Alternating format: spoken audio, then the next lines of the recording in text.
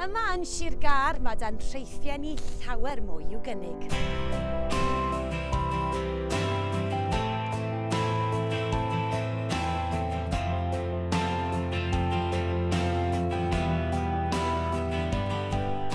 Ble arall allwch chi adeiladu castell un pen a busnesau mewn castell go iawn y pen arall?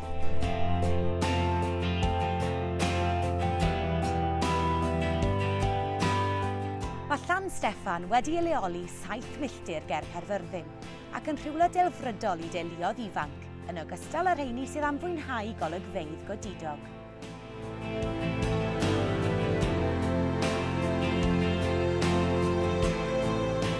Gyferbyn â Llan Steffan ac ar draws yr aber, mae traeth glan y fferi yn cuddio.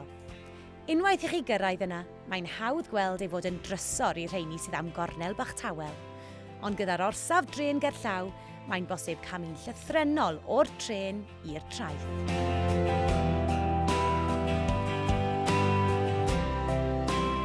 Os mae traethau hir sy'n eich difyru, does dim angen mynd ymhellach na thraeth mwyaf Cymru, Cefn Sidan ym Mharc Gwledig Penbre. Yma mae dros 9 milltir o draeth gwyn. Mae'n hafan ddelfrydol beth bynnag yw'ch hoff beth i wneud ar y traeth.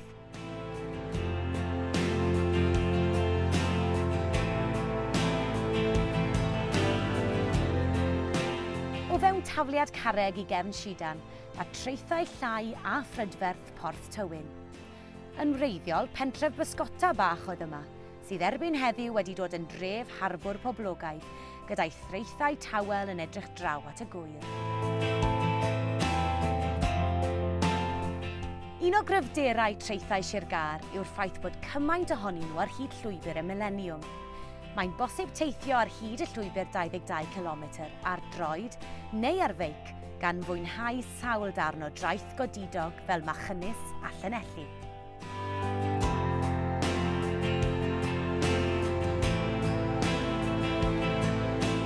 Mae yna ddigon i'ch difyru ar draeth Pen Tywyn, o hedfan barcud i adeiladu cestyll tywod a chwilio am greaduriaid yn y pyllau dŵr.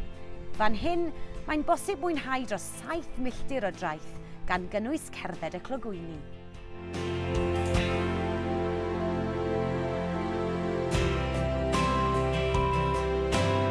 A beth am y lle bach yma? Nid yn unig ydyw'n gildraeth deniadol, ond bu hefyd yn gartref i un o'n beirdd enwocaf. Roedd Talacharn yn ysbrydoliaeth i nifer, ond neb mwy na Dylan Thomas.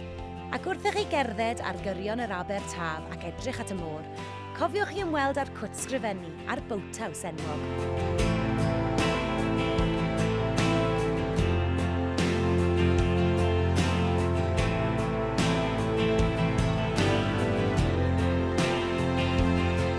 Felly dewch mlaen, mentrwch i weld beth sydd â Sir Gar i gynnig.